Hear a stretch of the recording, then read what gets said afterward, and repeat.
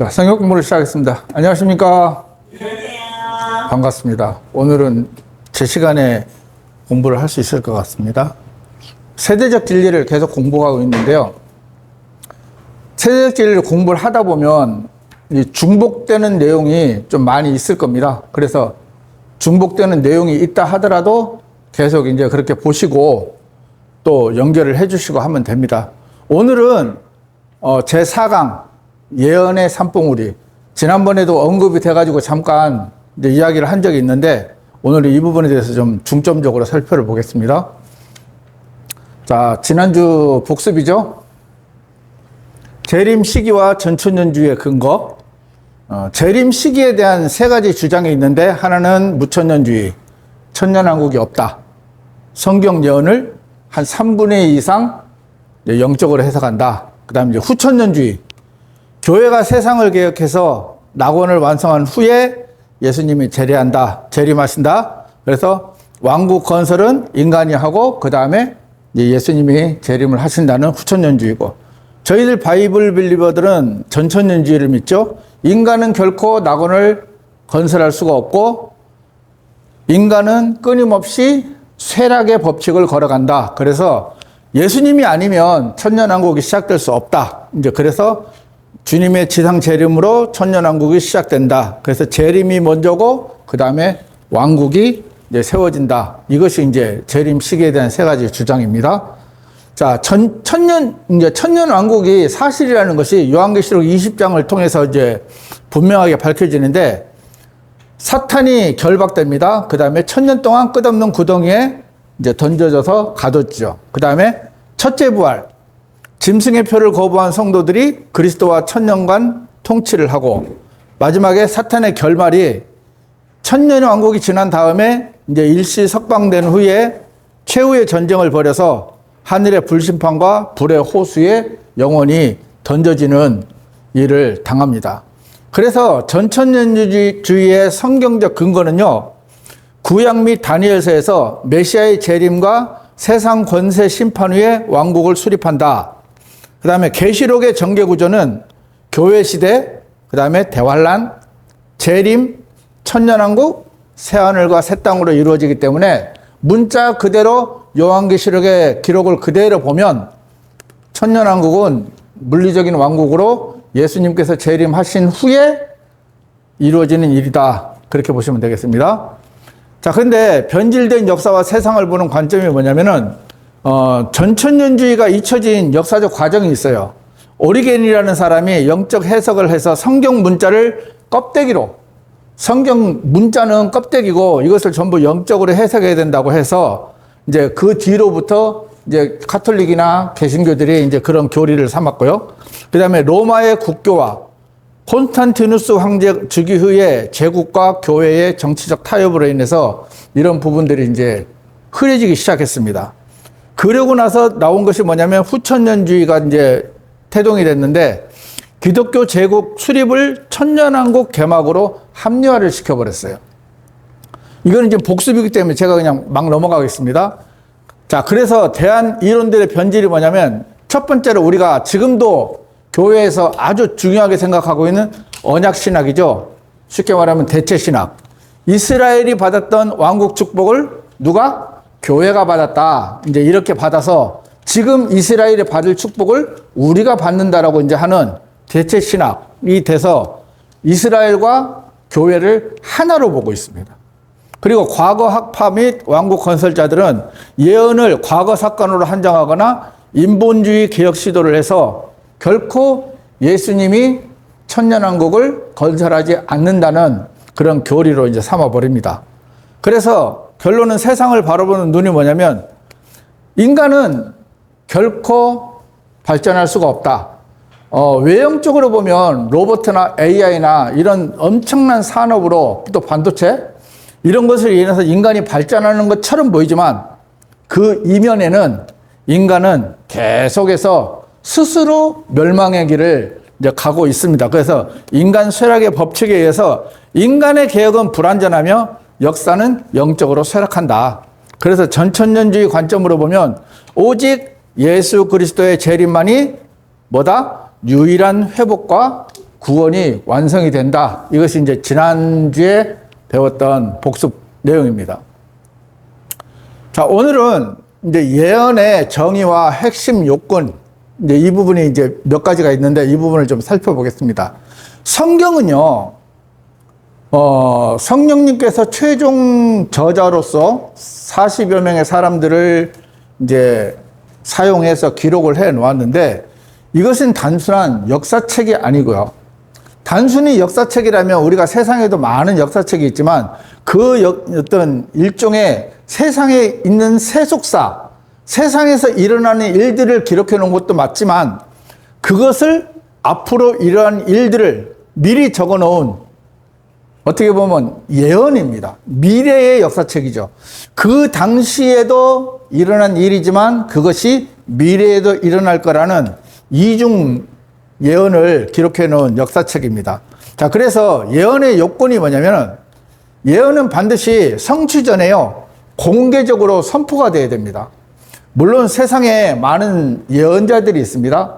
뭐 노스트라다무스를 비롯해서 뭐 중국에도 그 수십 가지 예언을 해놨는데 뭐 그것이 맞았다고 하고 있지만 성경처럼 수천 년 전에 공개가 돼서 전 세계 베스트셀러로 사람들에게 공개된 책은 없습니다. 물론 인간들이 만들어 놓은 예언서는 그 중에 맞는 것도 있어요. 하지만 그것이 어떤 단순한 대부분에 보면 그거잖아요. 전쟁, 아니면 자연재해, 아니면 어떤 그런 일들을 하고 있지만은 이것은 창조주 하나님께서 인간의 몸을 입고 오셔서 그것을 성취한다는 것이기 때문에 어떤 인간들의 예언의 차원하고는 좀 다르다고 생각이 됩니다. 그리고 인간의 예측 능력을 초과했어요. 세상의 예언자들은요, 인간이 얼마든지 예측할 수 있는 예측 범위에 들어 있습니다. 그렇죠? 근데 하지만 일상이나 날씨 예측 수준이 아닌 우주 스케일적인 예언입니다. 이건 뭐 이사야서 66장 22절에 기록이 되어 있는데 우리가 상상할 수 없는 그냥 단지 몇십 개, 뭐 10개, 20개 뭐 이런 것이 아니고 우리가 구약의 초림에 예언된 것만 해도 한 300여 가지 된다 하잖아요. 그것이 동시에 이루어졌다는 거죠. 자, 그 다음에 예수님의 순한 예언과 성취의 세부 대조를 보면 제가 여러분들한테 나누어진 그 프린터물을 보면 이 성경의 구약의 예언은 저는 이제 구약에만 주로 써놨는데 이것이 성취된 신약의 그 성경 구절들이 다 그 프린터 안에 있거든요. 그래서 가서 일일이 좀 한번 찾아보시고요. 대절을 해보시고 기록을 해 놓으시면 여러분들이 성경을 이해하는데 아주 쉬울 것 같습니다. 자, 십자가 고통과 옷을 제비 뽑는다는 것은 시편 22편 1절, 8절, 18절에 있습니다. 그리고 은 30개에 팔리실 것, 이거는 스가랴 11장 12절에 있고요. 그 다음에 친한 동료들에게 배신당하는 것은 시편 41편 9절, 그 다음에 제자들에게 버림받고 흩어지는 것은 스가랴 13장 7절에 기록이 되어 있고 이 이후의 거는 제가 프린터물에 이게 다 들어가질 않더라고요. 그래서 자꾸 오류가 나고 이제 글씨가 너무 많이 깨져서 제가 이걸 다 뺐거든요. 그래서 프린터물에는 다 넣어놨으니까 이제 참고를 해보시기 바랍니다. 자, 그 다음에 또 거짓 증언자들의 고발과 잠잠하심은 시편 35편 11절, 이사야서 53장 7절, 그 다음에 채찍질과 쓸개, 식초를 마시는 것에 대해서는 이사야 50장 6절, 시편 69편 21절, 그 다음에 뼈가 하나도 꺾이지 않는다. 우리 십자가에서 예수님께서 뼈가 하나도 상하지 않았잖아요. 그것은 시편 34편 20절에 이제 예언이 되어 있고요. 그 다음에 악인들과 함께 죽고 부자의 무덤에 묻히는 것은 이사야서 53장 9절 12절에 이제 증거가 되어 있습니다. 그 다음에 배신 대가가 토기장의 밭 구매에 쓰인다는 것은 스가랴서 11장 13절에 이제 기록이 되어 있습니다. 이렇게 물론 이것은 지금 불과 몇 개에 불과하지만 초림에 예언된 그 예수님에 대한 예언은 대략 300여 개라고 이제 성경은 밝혀놓고 있거든요. 그래서 그 부분들은 아주 이제 이거는 간단하게 요약이 됐다. 이제 그렇게 보시면 됩니다. 자, 그리고 예언의 요건 중에 하나가 뭐냐면 이 간격과 확증입니다. 간격과 확증.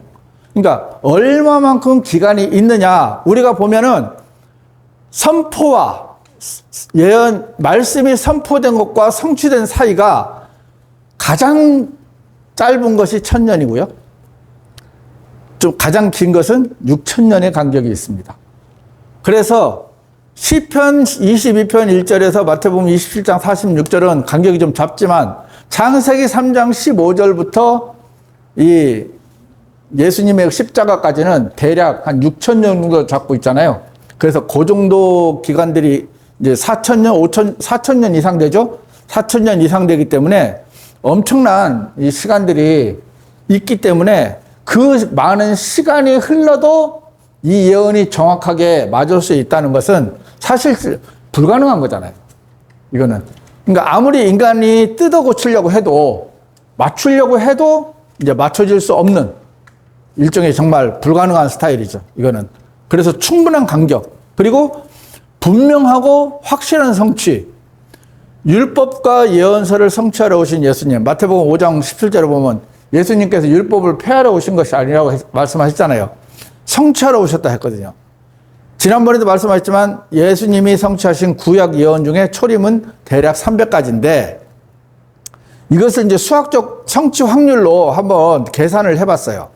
그래서 초림 예언 300개가 한꺼번에 성취될 확률이 어느 정도 되느냐 하면 제가 이제 이 글씨를 써놨지만 이게 이제 뭐냐면 이제 보기 편하게 이제 해놓은 거예요. 우리 지금 땅 밑에서부터 셋째 하늘 전까지 모든 먼지와 원자를 다 포함해서요. 여기 이제 점이 크진데 이거 큰 거 말고 예를 들어서 막 이게 이제 표시하기 위해서 제가 크게 해놓은 거고 뭐 한 요 정도 되는 거를 그러니까 우주적이라고 봐야 되죠? 점을 하나 딱 찍고요. 안대를 제가 하고 이거를 단 한 번에 찾을 수 있는 확률보다 더 높다. 확률이. 그래서 이건 사실 우리가 뭐 백사장에 가서 해수욕장 가서 모래밭에 가서 아무 데나가 모래알보다 조금 더 큰 거 하나 숨겨놓고 단 한 번에 찾을 수 없잖아요. 근데 뭐 우리나라뿐만이 아니고 전 세계뿐만이 아니고 하늘 아래 모든 것에 점 하나 딱 찍어놓고 그것도 눈 가리고 한 번에 딱 찾을 수 있는 확률보다 예언 300개가 한꺼번에 성취될 확률이 더 높다. 이래 보시면 어떤 인간적으로 성경을 아무리 개조를 한다 해도 이제 있을 수가 없는 일이라는 겁니다. 자, 이것이 이제 구약 예언자들과 감추어진 교회 시대인데, 베드로전서 1장 10절에서 12절을 보면요. 예언자들도 그리스도의 순환과 뒤따를 영광과 은혜의 시기를 부지런히 조사하고 연구했다고 베드로전서는 기록을 해놨습니다. 그래서 예언자들은 몰랐어요. 이것이 초림인지 재림인지를 모르는 거예요. 왜? 하나님께서 한꺼번에 계시를 주셨기 때문에 이것이 초림인지 재림인지 구별이 안 되고 일단 예언을 한 거예요. 예언을 해놓고 나름 연구를 해도 이제 연구가 이제 뭐 죽을 때까지 연구를 해도 이게 안 풀렸겠죠. 그래서 예언자들에게는 계시된 비밀이 돼버린 거예요. 자신들의 시대가 아닌 오늘날 우리를 위해 섬긴 것임이 계시됐고 성령님을 통해 선포된 복음의 비밀은 천사들도 들여다보기를 우리가 열망한다는 말씀이 있잖아요. 그래서 구약 예언자들조차도 이 비밀에 대해서는, 이 예언에 대해서는 제대로 몰랐다. 하지만 우리는 어떻습니까? 우리는 예수님께서 십자가에서 돌아가시는 그 기점을 통해서 전과 후를 우리는 알 수 있잖아요. 그것이 우리는 엄청난 큰 은혜이자 영광이고 또 어떤 특혜죠. 일종의. 자, 예언의 산봉우리 연구. 이거는 뭐 지난번에도 우리가 보고 앞으로도 뭐 몇 번 더 볼 수도 있어요. 그래서 멀리서 보면 앞산과 뒷산에 공백이 없는 것처럼 보이지만 이 사이가 2000년의 교회 시대라는 것을 예언자들은 몰랐어요. 그래서 앞봉우리는 메시아의 초림, 십자가의 순환과 고난, 뒷산봉우리는 메시아의 재림, 왕국의 영광과 통치, 산과 산 사이의 깊은 골짜기는 구약 예언자들의 눈에는 보이지 않았던 2000년의 거대한 교회 시대, 초림과 재림을 하나의 사건처럼 겹쳐서 바라본 이유는 이것이 보이질 않았기 때문이다. 이것을 이제 우리는 알지만 이제 구약의 예언자들은 모르는 거잖아요. 자, 이것도 지난번에 이제 살펴본 건데 뭐냐면 이사야서 61장과 누가복음 4장. 자, 이사야서 61장 1절 2절을 보면 주께서 기꺼이 받으시는 해, 이건 초림이죠. 우리 배웠죠. 그 다음에 우리 하나님의 복수의 날, 이건 재림과 대환란에 대해서 이제 서술이 됩니다. 자, 그런데 예수님께서 회당에서 이사야서를 펼치고 주의 기꺼이 받으시는 해를 선포하기 위함이라까지만 읽고 책을 덮으시고 나서 하시는 말씀이 뭐냐면 이 성경 기록이 이날 너희의 귀에 성취되었느니라 하시면서 이 예수님께서 오신 초림이 바로 너희들에게 성취가 됐다고 알려주셨어요. 하지만 그들은 그것을 모르고 이제 거부를 하잖아요. 그래서 쉼표나 어떤 조사나 이런 하나의 어떤 그 쉼표 사이에 우리는 몇천 년이 간격이 사이에 숨겨져 있다는 것.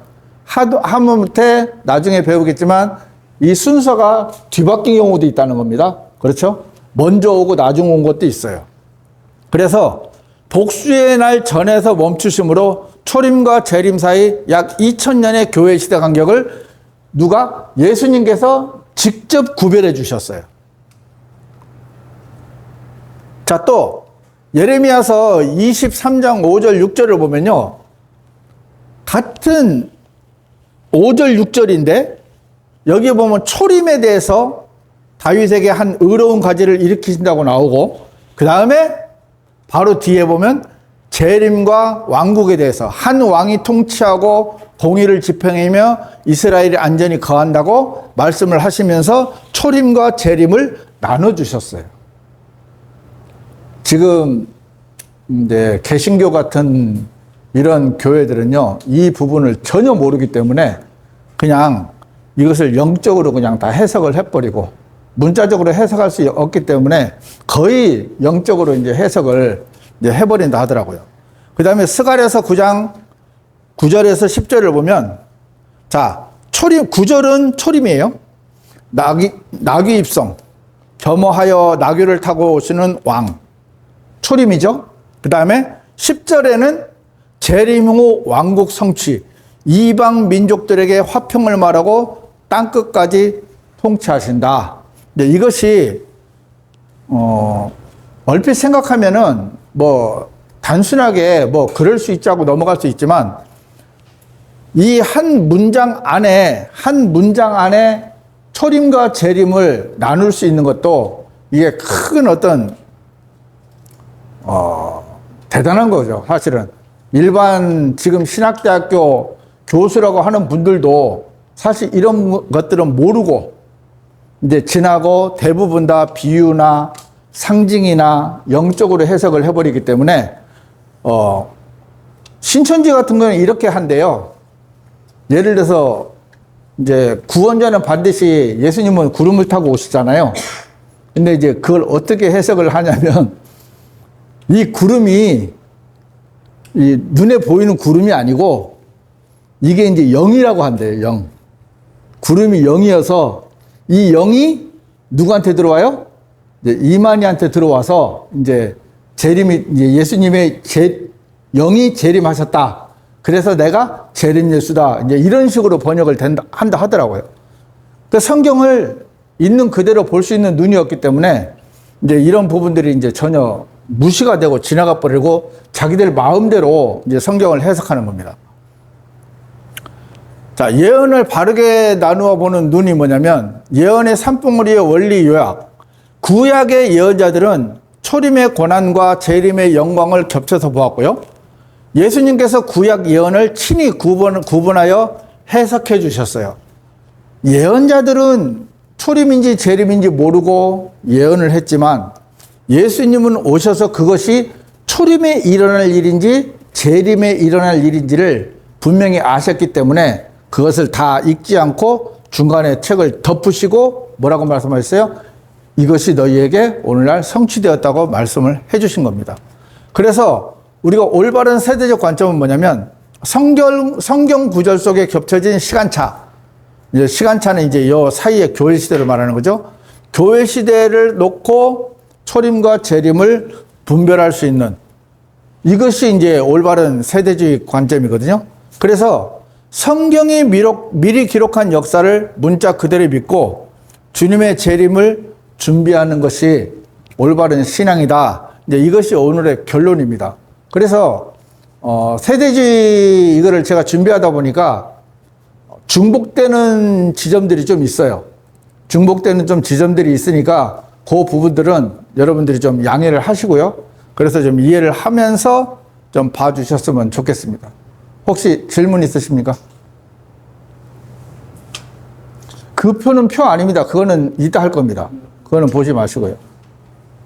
여기에 집중을 해 주셔야 돼요. 질문 없으십니까? 질문 없으면 마치겠습니다.